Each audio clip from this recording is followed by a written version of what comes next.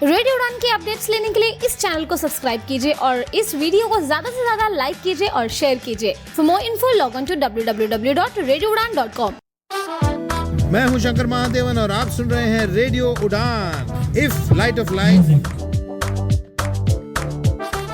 Hi, I'm Rajkumar Rao on Radio Udan, where every story shines bright. Join me in embracing diversity, spreading kindness, and celebrating the beauty of every individual. Together, we can make the world a more inclusive place. Keep tuning in.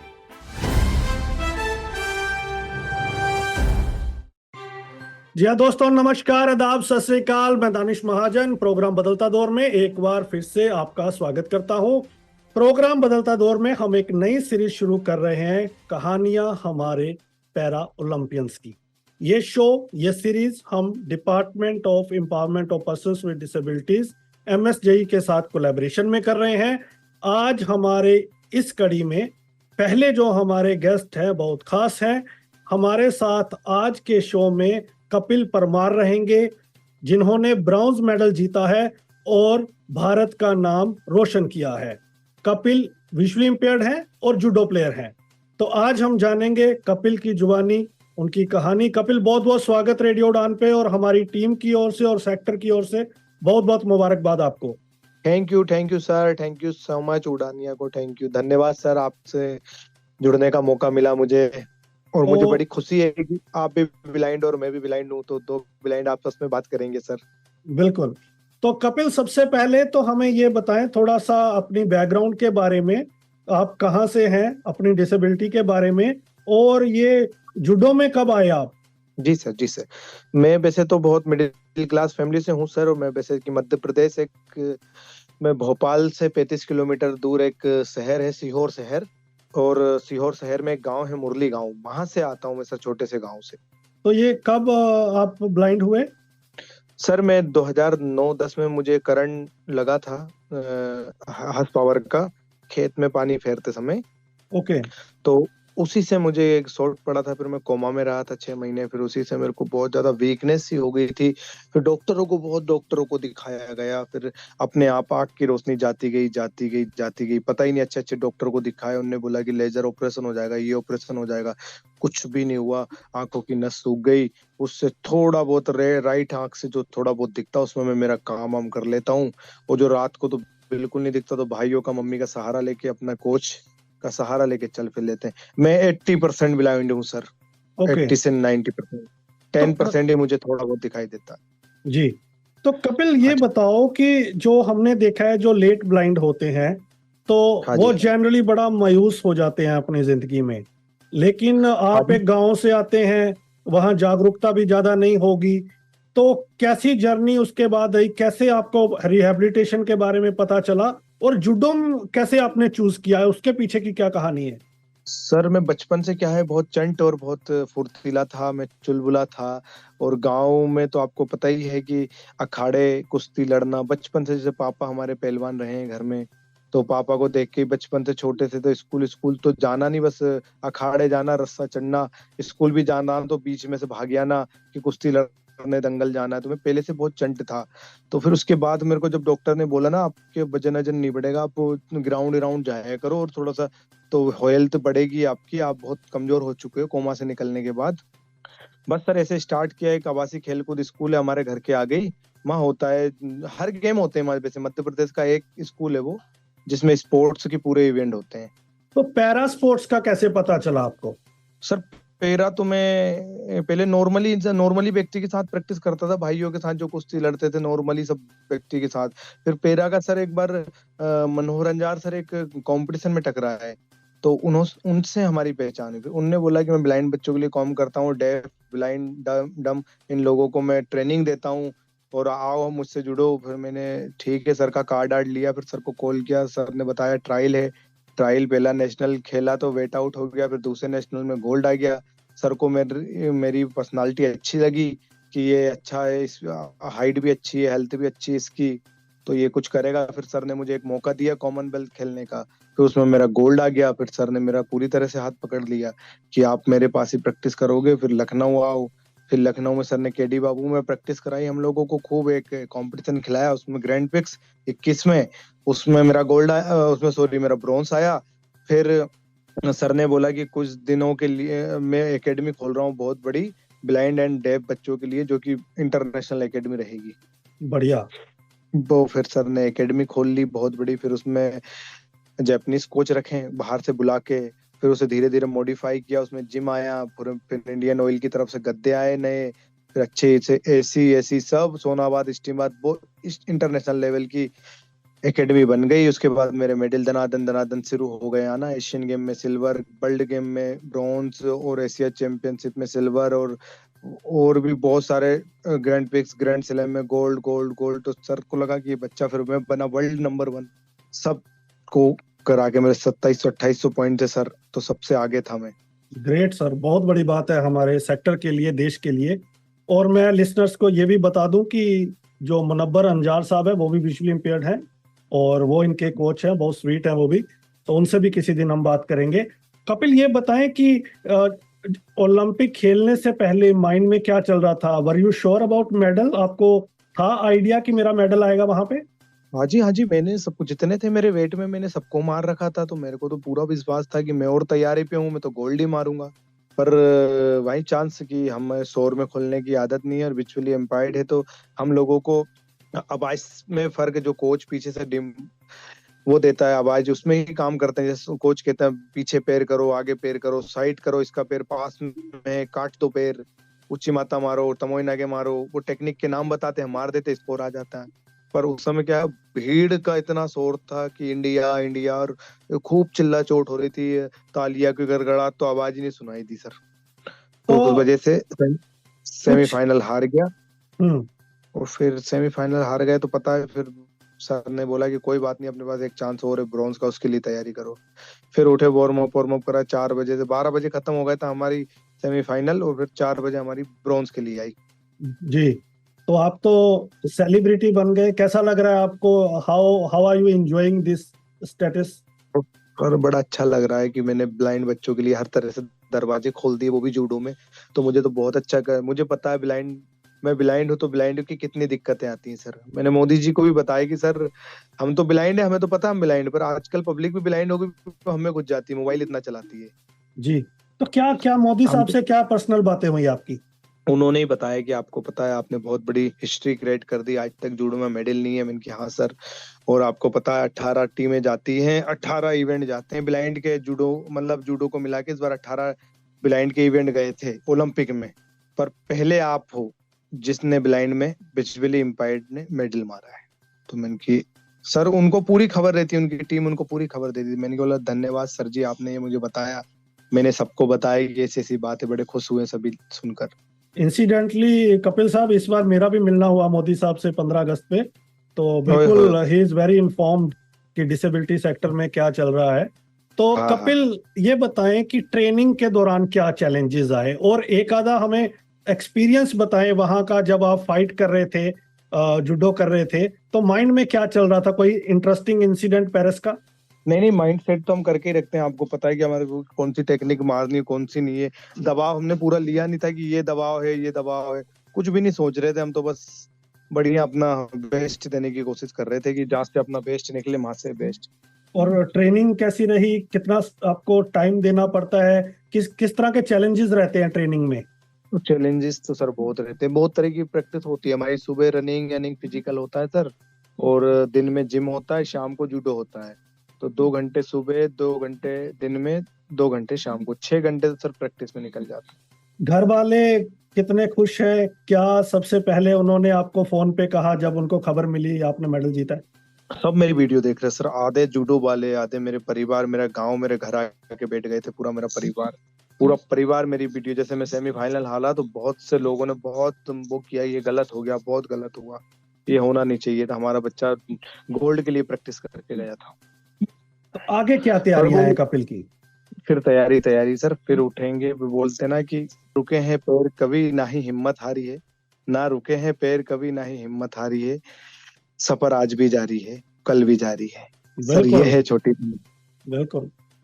और sir blind बच्चों के लिए बहुत सारे दरवाजे खुल गए मध्य प्रदेश में। मैं इसी पे ही आना चाह रहा हूँ, मेरे 2 सवाल है बड़े इंपॉर्टेंट इसी से रिलेटेड। एक सवाल मैं ये जानना चाहता हूँ, आपने कहा कि विजुअली इम्पेयर्ड के लिए दरवाजे खुल गए हैं। ये आपने बड़ा दुरुस्त फरमाया। अब मैं चाहता हूं कि थोड़ा सा आप बताएं कि जो विजुअली इम्पेयर्ड जूडो में आना चाहते हैं उन्हें कौन से बच्चे आ सकते हैं, उनका माइंडसेट कैसा होना चाहिए, कैसे वो इसमें अपना फ्यूचर बना सकते हैं। देखो सर, ऐसा है, करने पे तो ब्लाइंड हर चीज कर लेता है और किसी की हेल्प भी नहीं पड़ती है कि ब्लाइंड में बहुत दिमाग होता है, मुझे पता है। भगवान कुछ चीज लेता है तो कुछ चीज देता भी है। छड़ी के द्वारे पूरी दिल्ली घूम लेता है इंसान। जी आजकल तो फोन आ गए हैं, फोन में लोकेशन लगा लगा के कान के पास सुन सुन के सब काम कर ले, टिकटॉक कर करके सर हर काम हो सकता है। ब्लाइंड हर चीज में आगे हो सकता है सर, थोड़ी सी और फैसिलिटी हो जाए। जैसे मध्य प्रदेश में हमारे खेल मंत्री जी ने, विश्वास सारंग जी ने बोला कि पैरा की सीट बढ़ाई जाए, ब्लाइंड बच्चों के लिए और इम्प्रूवमेंट किया जाए। क्या जूडो एक, जहाँ स्पोर्ट्स ही कह लीजिए, जूडो तो नहीं, पूरा जो पैरा स्पोर्ट्स है, क्या एक करियर भी हो सकता है विजुअली इम्पेयर्ड के लिए? क्यों नहीं सर, हो सकता है, जिससे कि मुझे बहुत मोटी मोटी रकम मिले। मध्य प्रदेश से एक बार 50 लाख मिले, 2.5 लाख, 3 लाख, 2 लाख, 2.5 लाख, 3 लाख, 2 लाख, ऐसे करके 4-5 बार मुझे पैसे मिले सर मध्य अच्छा, प्रदेश से सर। बिल्कुल। और सेंट्रल गवर्नमेंट से भी आपको इनाम की राशि मिली होगी? सेंटर के गवर्नमेंट से एक बार 20 लाख मिला, एक बार 30 लाख मिला सर। तो मतलब करोड़ों रुपए मुझे मिले। उसके बाद बड़ी बड़ी कंपनियों से टाई अप हुआ। टॉप साई में हूँ मैं, OGQ में हूँ, इंडियन ऑयल में हूँ सर। बहुत सी चीजों ने हेल्प किया मुझे, मतलब मैं वर्ल्ड नंबर बना तो बहुत सी चीजें आए मेरे पास। जी, उसमें आपकी बहुत मेहनत है कपिल। करंट लगने के बाद, जैसे मैंने कहा कि बहुत सारे लोग तो हिम्मत हार जाते हैं, तो उसमें कोई कोई होता है जो देश को गौरवान्वित महसूस करवाता है, जो हमारा झंडा फौरन में लहराता है। एक और बड़ा इंपॉर्टेंट सवाल कपिल मैं आपसे जानना चाहता हूँ। जी जी सर जी। आपके मेडल आने से या किसी हाँ भी जी। पैरा प्लेयर के मेडल आने से लोगों के नजरिए में डिसेबल्ड को लेके कितनी तब्दीली आती है? सर बहुत आती है, मेरे को बहुत लोग लाइक करते हैं यार कि आप ब्लाइंड लगते ही नहीं हो और आप कितने स्मार्ट हो, ऐसे करके बहुत से लोग बोलते हैं। और क्या आस्था हो गया भगवान, मैं कि भगवान का शुक्र मैं करता हूँ कि आपने मुझे ब्लाइंड बनाया तो मैंने ये हिस्ट्री क्रिएट की। क्या बिल्कुल। पता मैं नॉर्मल होता तो मैं ये नहीं कर पाता। तो कपिल की हॉबीज क्या हैं? सर कोई हॉबी नहीं है मेरी तो सर कुछ भी, मेरे कोई शौक नहीं है, कोई मेरा घूमने फिरने का ऐसा कुछ नहीं है, ना मेरा पैरने हिरने का। बस मेरे भाई यही बोलते हैं, आप तू सेलिब्रिटी है, अच्छा घूमा कर, अच्छा पहना कर, अच्छा खाया कर। मैंने कि भाई जो टाइम पे मिल जाए वो खा लेता हूँ, जो टाइम पे मिल जाए वो पहन के निकल जाता हूँ। बोले तुझे लगता है कि तू पहन के, तू तेरा बहुत जमीनी स्तर का माहौल है क्योंकि तूने बहुत चीजें देखी है। तो हम लोग जो तुझे आइडल मांगते, तू अच्छा पहनेगा उसे भी कॉपी करेंगे लोग। मैं कि ठीक है भाई, अच्छे अच्छे कपड़े पहन लेता हूँ, ऐसा करके सर। फेवरेट डिश कौन सी है? सर मम्मी के हाथ के दाल चावल। पेरिस में सबसे अच्छा क्या लगा? सर पेरिस में तो बेसिक सब कुछ ही अच्छा था, और बाकी तो हम ज्यादा घूमे तो नहीं सर। बाकी इंडियन रेस्टोरेंट थे, मैं जरूर खाना खाया हमने। बाकी हम ऐसा सर, हमें इंडियन रेस्टोरेंट ले जाते हैं खाना खिलाने, वहां भी हमने दाल चावल और रोटी खाई। गवर्नमेंट और सोसाइटी से आप क्या एक्सपेक्ट करते हैं? हाँ, गवर्नमेंट और सोसाइटी से यही कि आप सभी को, जब नरेंद्र मोदी जी सभी को बराबर समझ रहे हैं तो आप भी सभी को बराबर समझे, बराबर इज्जत दें सभी को, नॉर्मल को भी, पैरा को भी। अब तो चलो लोगों का नजरिया भी बदल गया पैराओं के लिए, क्योंकि उनको भी सम्मान देते, जैसे जहाँ नॉर्मल को बुलाते हैं वहाँ पैरा को भी बुलाते हैं, आपको पता है। बिल्कुल। और अच्छी राशि जो पैरा को दी जाती है, जो नॉर्मल को दी जाती है, वो पैरा को भी दी जाती है। सर इतना सा है कि नौकरी का और कर दे पैराओं के लिए, कि नौकरी भी उनको मिली जाए अच्छी से अच्छी, ए ग्रेड की। तो आपने बात की अपने खेल मंत्री से कि ये होना चाहिए? नहीं जी, अभी तो कोई खेल मंत्री जी ने बात नहीं की हम लोगों से इस विषय में। बाकी मैं आज गया था तो एप्लीकेशन दे के आया था कि प्लीज हमारे साथ भेदभाव ना हो, हमें भी सेम चीजें मिले, बस इतना बिल्कुल। बोल के आ गया था। बिल्कुल। तो उनने भी बोला था हाँ बस आप एप्लीकेशन लिख दो, हम सीएम साहब से बात करते, कार्रवाई होगी इस पे। तो मैंने, धन्यवाद सर जी। एक ऐसी पर्सनैलिटी जिसके साथ आप मिलना चाहते हो और अभी तक नहीं मिले हो? अभी तक नहीं मिला हूँ तो सर क्या पता आपके रेडियो से उन तक बात चले जाए, मैं उनसे मिल सकूं। मैं सिर्फ अक्षय कुमार जी से मिलना चाहता हूँ। अरे वो तो आप उन्हें ट्वीट कीजिए, वो तो फटाफट मिल लेंगे आपसे। सर आपकी डिसेबिलिटी ट्वीट करेगी तो मिल जाएगी, मेरा ट्वीट फॉर्म नहीं बना हुआ अभी, मैं ज्यादा नहीं चलाता हूँ, टीम चलाएगी, टीम बनाएगी अब।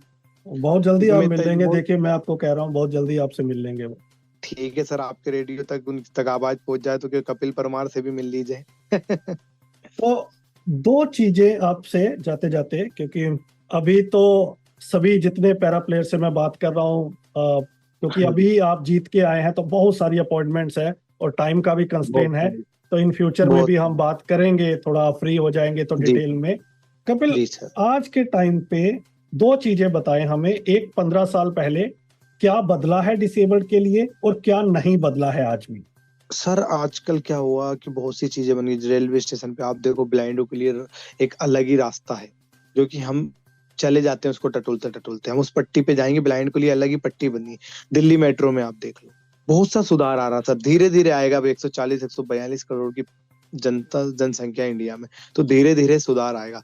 एक अकेले मोदी जी थोड़ी कुछ कर सकते, हमको भी आगे बढ़ना होगा, हमको भी साथ देना होगा मोदी जी का। और क्या नहीं बदला है?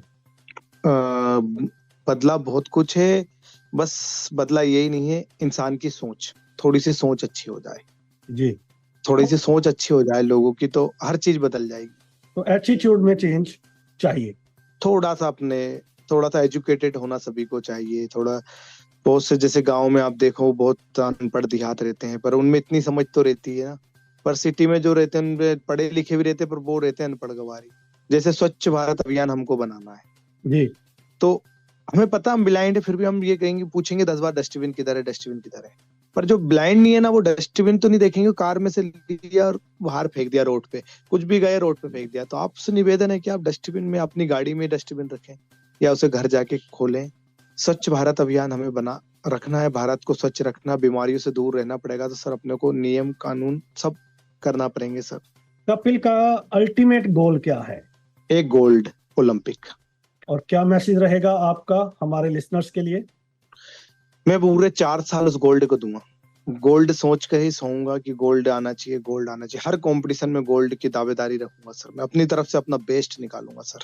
अब हर तरह की मुझे फैसिलिटी मिलेगी, मुझे पता है मैं ओलंपिक मेडलिस्ट हूँ। तो बिल्कुल, हमारी बहुत शुभकामनाएं कपिल आपको, और बिल्कुल आपका गोल्ड आएगा, हमें पूरा विश्वास है। जिस तरह से आपके हौसले बुलंद है, जिस तरह से आप प्रैक्टिस आपकी चलती है और जिस तरह से आपके इरादे हैं।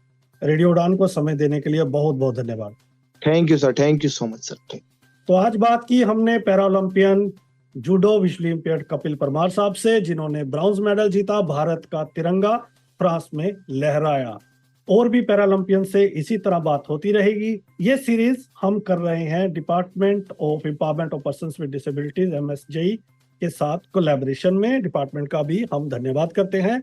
इसी तरह सुनते रहिए radio Udaan flight of life. इस शो को ज्यादा से ज्यादा लोगों तक शेयर करें ताकि वो भी कपिल की जर्नी से इंस्पायर हो सके। मुझे दीजिए इजाजत, सुनते रहिए radio Udaan flight of life. Bye bye. बड़ी खुश दिख रही हो। एक्चुअली बड़े अरसे से सुधा मूर्ति की एक ऑडियो बुक ढूंढ रही थी, आज मिली है। अरे बहुत लकी है तू, हमारे गांव में तो इंटरनेट ही नहीं है। अरे तुम्हें मालूम नहीं, अब ऑडियो बुक सुनने के लिए इंटरनेट की जरूरत नहीं है। नैप दिल्ली ने लॉन्च की है IVR based audio book library Shravan. इतनी लंबी किताब फोन पे कैसे पढ़ेंगे? अरे pause, rewind, next page, next chapter जैसे बहुत से फीचर्स हैं वहाँ। अच्छा, तो मुझे कॉल कहाँ करना होगा? ये नंबर अपने कॉन्टैक्ट लिस्ट में सेव कर ले, 080-711-75215। लाइब्रेरी की मेंबरशिप भी है कोई? हाँ, सिर्फ नैप दिल्ली की मेंबरशिप ही काफी है। इससे रिलेटेड अगर ज्यादा जानकारी चाहिए तो 8826261166 पर कॉल कर सकती हो। और हाँ, अपना डिसेबिलिटी सर्टिफिकेट रेडी रखना। थैंक्स फॉर द इन्फॉर्मेशन यार। फिर तो मुझे आज ही नैप दिल्ली की मेंबरशिप लेनी होगी। तो अगर आप भी IVR based audio book library का लाभ उठाना चाहते हैं तो आज ही कॉल करें 080-711-75215। मैं एक महिला हूँ।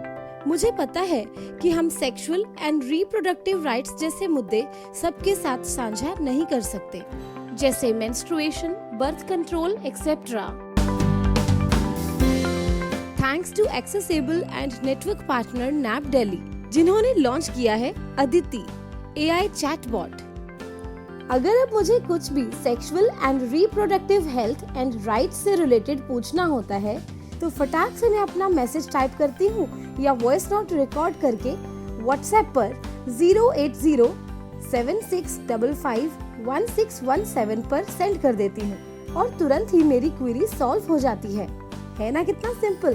और हाँ, आप कॉल करके भी अपने सवालों के जवाब ले सकते हैं। ज्यादा जानकारी के लिए नैब हेल्पलाइन पर कॉल करें 088-2626-61166 पर।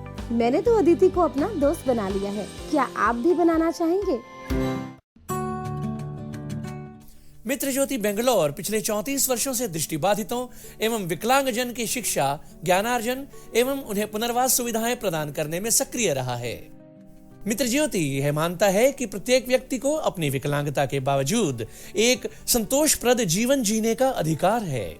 हम अपने विभिन्न कार्यक्रमों के माध्यम से दृष्टिबाधितों को स्वतंत्र एवं आत्मनिर्भर बनाने का कार्य करते हैं। मित्र ज्योति संस्थान डिजिटल साक्षरता, रोजगार के अवसर तथा महिलाओं के लिए उच्च शिक्षा का समर्थन करते हुए ब्रेल, टेक्स्ट व ऑडियो में पुस्तकें प्रदान करता है, जैसे MP3, EPUB व EPAT। मित्र ज्योति से संपर्क करने के लिए हमें कॉल करें 08022587623 और 08022587625। ज्यादा जानकारी के लिए विजिट करें हमारी website mitrajyoti.org। Empower with Mitra Jyoti.